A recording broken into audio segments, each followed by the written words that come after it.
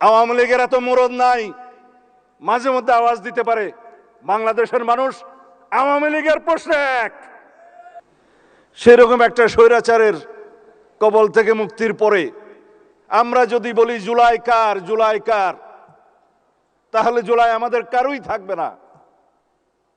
একবার বলেছিলাম আমাদের মাননীয় প্রধানমন্ত্রী যদি নির্বাসনে না থাকতেন, আল্লাহর কি মহিমা, হয়তো সুসমন্বিতভাবে এটা অর্গানাইজড ওয়েতে এই জুলাই গণঅভ্যুত্থান সমাপ্ত করা সম্ভব হতো না। আমি শুনছিলাম বেশি করে এই অনুষ্ঠানে, এই ভেন্যুতেই 5ই আগস্টের মতো আরও কয়েকটি অনুষ্ঠানে উপস্থিত ছিলাম, বক্তব্যও রেখেছিলাম। মাননীয় প্রধানমন্ত্রীও ছিলেন 2-1টা অনুষ্ঠানে। বিগত 2 বছর, আমারও 2 বছরের কম সময় এই জুলাইয়ের পরে কারো এখানে বক্তব্য রাখতে শুনেছি অন্ধত্ব বরণের 2 বছর 18 দিন, অর্থাৎ 5ই আগস্টের আরও 13-14 দিন আগে 2 চোখ হারিয়েছেন। আমি লিখছিলাম, সম্মোহিত হয়ে শুনছিলাম সেই শহীদ জননের বক্তব্য, যে জুলাই তাকে অগ্নিঝরা বক্তব্য দিতে বাধ্য করেছে। হয়তো গৃহিণী ছিলেন, কিন্তু এখন গ্লোবাল র্যাঙ্কের বক্তা হয়েছেন। রক্ত তাকে শিখিয়ে দিয়েছে। তার আকুতিগুলো শুনছিলাম। আলহামদুলিল্লাহ, এই জন্যই যে আমি বেঁচে আছি। বেঁচে থাকার কথা ছিল না। আমরা এই জুলাইকে নিয়ে রাজনীতি কেন করব? যেই বন্ধুরা আজকে এখানে প্রতিবাদ করেছেন তাদের কথাও লিখছিলাম।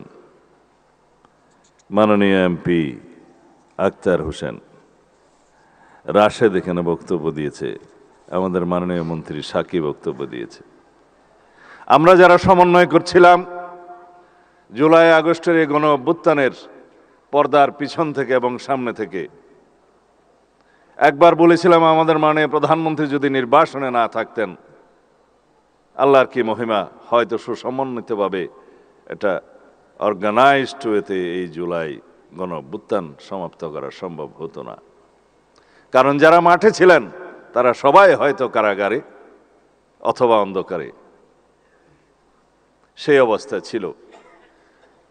পৃথিবীর জঘন্যতম এবং ঘৃণ্যতম হত্যাকাণ্ড এবং জঘন্যতম স্বৈরাচারকে আমরা দেখেছি।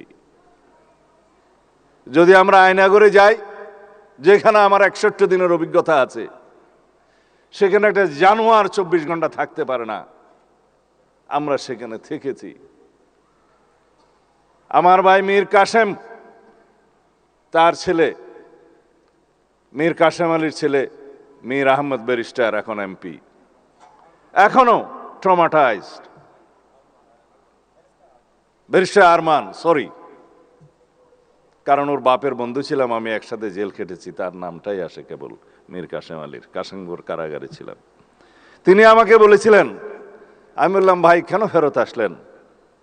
তিনি বললেন, আমি যদি না আসবই আমার ছেলেটাকে ধরে নিয়ে যাবে। ফাঁসি তো তার হলো, কিন্তু ছেলেকেও তো ধরে নিয়ে গেল। আমি একটা জ্বলন্ত ইতিহাস, জীবন্ত ইতিহাস। বাবা এই জন্যই ফিরে এসেছিলেন তার সন্তানকে রক্ষা করার জন্য, কিন্তু সন্তানকে রক্ষা করতে পারে না।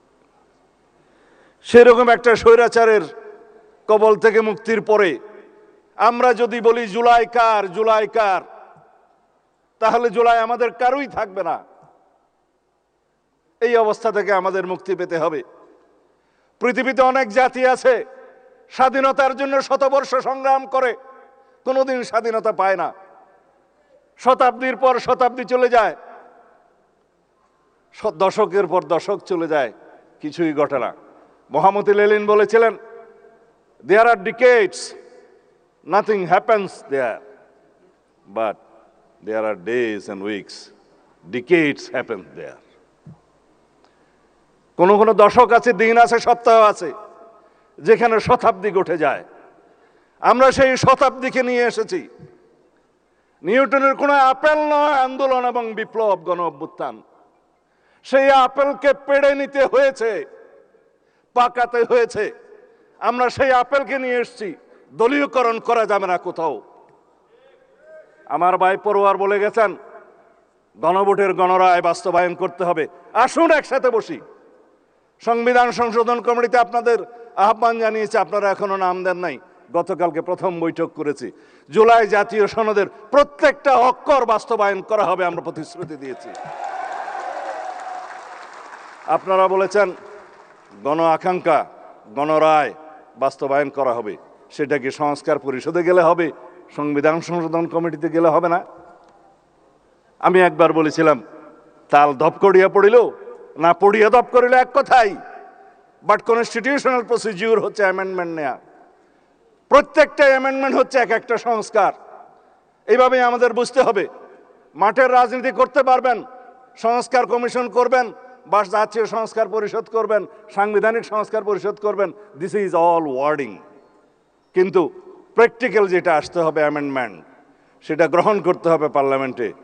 And that would be the 18th amendment of the Constitution, which would be historic constitution in our century, যেটার প্রত্যাশা নিয়ে আমাদের শহীদরা শহীদ হয়েছেন, যে আকাঙ্ক্ষা নিয়ে গণ অভ্যুত্থান হয়েছে, যার জন্য আমরা সংগ্রাম করেছি। আমার নিজের 10টি বছর নির্বাসনে গিয়েছে, তাকে আমি বৃথা যেতে দেব না। গুম কমিশন আমরা অধ্যাদেশ পাশ করি নাই, কিন্তু গুমের উপর প্রতিকার এবং গুম প্রতিরোধ আইন নিয়ে এসেছি। আগামী পার্লামেন্টে আসবে ইনশাআল্লাহ। যেটা সিস্টেমেটিক এনফোর্স ডিসঅ্যাপিয়ারেন্সের জন্য আইটিসি অ্যাক্টের বিধান আছে, সেখানে মৃত্যুদণ্ড সহ কড়া শাস্তি আছে। বাকি সবগুলো ডিফাইন করেছি আমরা গুম প্রতিকার ও গুম প্রতিরোধ আইনে, যেগুলো আপনারা আইনটা নিয়ে আসলে দেখবেন। আমরা এখনো ওয়েবসাইটে দিয়েছি, ওখানেও দেখতে পারেন। সেই অগ্নিঝরা জিনগুলো, আমি যদি লম্বা বক্তব্য দিই মাননীয় রাষ্ট্রপতির সময় থাকবে না। এখানে আপনারা অনেক অপেক্ষা করছেন, কিছু বিভ্রান্তিও মাঝখানে হয়েছে, যার জন্য আমার অনেক কথা বলার ইচ্ছা আছে। তবে অনেক কথা আজকে যাব বলে কিছু কথা না বলি। তার মানে হচ্ছে আন্দোলনের দিনলিপি। যারা বলেছেন যে 36 দিনের জুলাই, এই মুক্তির মন্দির সোপান একদিনে নির্মিত হয়নি। এই সোপান নির্মিত হয়েছে 2009 থেকে শুরু করে 2024 পর্যন্ত। আমরা বলি সেই মানুষ হন, be that personality whom man follows, তিনি হচ্ছেন বেগম খালেদা জিয়া। তিনি ত্যাগ স্বীকার করেছেন, সন্তান হারিয়েছেন, নিজের জীবন বিসর্জন দিয়ে হলেও, চিকিৎসায় না গিয়ে হলেও আপোষহীনভাবে বাংলাদেশের জন্য প্রাণ দিয়েছেন। আজকে শুয়ে আছেন এই আমাদের পাশে। তার অবদান নেই? 36 কি এমনিতেই হয়েছে জুলাই? দীর্ঘদিনের এক এক দিনের বিন্দু বিন্দু জমে আমাদের এই সিন্ধু হয়েছে, একদিনে হয় নাই। 2009 থেকে 2024 পর্যন্ত বিএনপির, ছাত্র দলের, যুব দলের, অন্যান্য বিরোধী দলের, ফ্যাসিবাদ বিরোধী গণতান্ত্রিক আন্দোলনের সকল কর্মী নেতারা গুম খুন শিকার হয়েছে, হামলা মামলার শিকার হয়েছে অসংখ্য। কোথায় যাবে সেই ইতিহাস? যারা স্বামী হারিয়েছে, স্ত্রী তার স্বামী হারিয়েছে, মা তার সন্তানকে হারিয়েছে, গুম হয়ে আজও ফিরে নাই আমার বন্ধু ইলিয়াস, তাদের কি হবে? একদিনে হয়েছে জুলাই। স্বৈরাচারের পতন কি একদিনে হয়? পৃথিবীর ইতিহাসে সেটা আছে? নাই। যদি বলি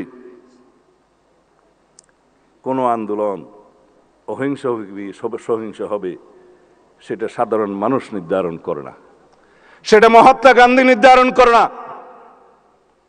এই আন্দোলন রক্তজরা আন্দোলন, এই আন্দোলন রক্তাক্ত হবে কিনা, এই আন্দোলন সহিংস হবে কিনা, সেটা নির্ধারণ করে দিয়েছে ফ্যাসিবাদী শেখ হাসিনা। আমরা প্রতিবাদ করেছি, আমাদের ছেলেরা মেয়েরা প্রতিবাদ করেছে, শূন্য হাতে রক্তাক্ত হয়েছে, রক্তে রঞ্জিত হয়েছে, শহীদ হয়েছে, রাজপথ পিচ্ছিল করেছে, তারপরে গণ অভ্যুত্থান হয়েছে, ফ্যাসিবাদের মুক্তি হয়েছে। যখন কোনো আন্দোলন তার নিয়মতান্ত্রিক গণতান্ত্রিক পদ্ধতিতে পরিচালিত হতে দেয়া হয় না, তখন ইনএভিটেবল হয়ে যায়, অপরিহার্য হয়ে যায় সহিংস রক্তাক্ত আন্দোলনের। সেটাই হয়েছে বাংলাদেশে। 2009 থেকে 2024-এর সেই সোপানগুলো বাদ দিলে জুলাইয়ের 36 দিনে কি এই আপেল টপকিয়ে পড়েছে নিউটনের আপেল? না। বন্ধুদের বুঝতে বলবো, যারা জুলাই চেতনার উপর নির্ভর করে রাজনীতি করছে, সেই রাজনীতি করা যাবে না। ৭১-এর চেতনাকে বিক্রি করতে করতে ফ্যাসিবাদী শেখ হাসিনা দিল্লি যে বসে আছে। আমি অনেকবার বক্তব্য দিয়েছি, শেখ হাসিনা এবং আওয়ামী লীগের রাজনৈতিক মৃত্যু হয়েছে ঢাকায়, দাফন হয়েছে দিল্লিতে। কেন বলেছি? তারা এই চেতনা বিক্রি করতে করতে বাংলাদেশকে এমন একটা জায়গায় নিয়ে গিয়েছিল যারা মুক্তিযুদ্ধের চেতনা বললে মানুষ ঘৃণা করত। আমরা যেন জুলাইয়ের এই চেতনাকে কোনোদিন অসম্মান না করতে হয় সেই রকম রাজনীতি করি। জুলাই আমাদের সবার, বাংলাদেশের 18 কোটি 20 কোটি মানুষের সবার সম্মিলিত প্রয়াসে আমরা কেউ কেউ হয়তো নেতৃত্ব দিয়েছি। আমাদের সামনের সারিতে যারা শহীদ হয়েছেন তারাই হচ্ছে আসল জুলাই যোদ্ধা, আসল নেতা। আকাঙ্ক্ষা বাস্তবায়ন করাই হবে আমাদের জন্য ফরজ। অথচ জুলাইয়ের কৃতিত্ব নেওয়ার জন্য, রাজনীতি করার জন্য সবাই প্রতিযোগিতায় নেমেছে। আমরা প্রতিযোগিতা করছি জুলাইয়ের আকাঙ্ক্ষা বাস্তবায়নের জন্য। আমার ভাই পরোয়ার সাহেব বলে গিয়েছেন, জুলাই জাতীয় সনদের বাস্তবায়ন করতে হবে সম্পূর্ণ, তার বাইরেও করব আমরা জন আকাঙ্ক্ষা অনুযায়ী।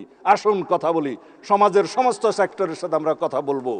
তাদের প্রত্যাশা কি, জুলাই যোদ্ধাদের প্রত্যাশা কি, সাংবাদিক বন্ধুদের প্রত্যাশা কি, আইনজীবীদের প্রত্যাশা কি, বিশেষজ্ঞদের কাছে আমরা মতামত নেব, সংবিধান বিশেষজ্ঞদের সাথে বসবো, এডিটরদের সাথে বসবো। আমরা এমন একটা সংবিধান সংশোধনী আনতে চাই যেই সংশোধনী নিয়ে আমরা অনেক বছর চলতে পারবো। কারণ বারবার জুলাই আসে না, বারবার ৭১ আসে না, বারবার বাংলাদেশে গণ অভ্যুত্থান হবে না। এবং এই গণ অভ্যুত্থানের মধ্য দিয়ে আমাদের যে অর্জিত আকাঙ্ক্ষা, যে প্রত্যাশা এই জাতির, সেই প্রত্যাশাকে যদি আমরা পূরণ না করতে পারি, সারা জীবন আমরা দায়ী থাকব। আমাদের পরবর্তী প্রজন্ম আমাদেরকে দায়ী করবে যে আপনারা বাস্তবায়ন করলেন না আমাদের প্রত্যাশা। সুতরাং আমি আর দুই একটা কথা বলেই, কয়েকজনের বক্তব্যের জবাব দিয়েই আমি বিদায় নেব। সেটা হচ্ছে, আমাদের এখানে শহীদ জননী এবং যিনি 2 চোখে অন্ধ হয়েছেন, জুলাই যোদ্ধা, তার কিছু আকুতি আছে। আমি মুক্তিযুদ্ধ মন্ত্রণালয়কে অনুরোধ করব, যারা আহত হয়েছেন, কর্ম করে খেতে পারবেন, তাদের বিবেচনা একটা ক্লাস করতে হবে। আর যারা এমন আহত হয়েছেন যে জীবনের জন্য বেকার হয়ে গেছেন, কিছুই করতে পারবে না, তাদের জন্য একটা ক্যাটাগরি করতে হবে। তারা যেমন 2 যুগে যুদ্ধ হয়েছে। যেই শহীদ জননী বক্তব্য দিয়ে গিয়েছেন, তার আকুতি আপনাদের শুনতে হবে। সবাই একই রকম ক্ষতিগ্রস্ত না।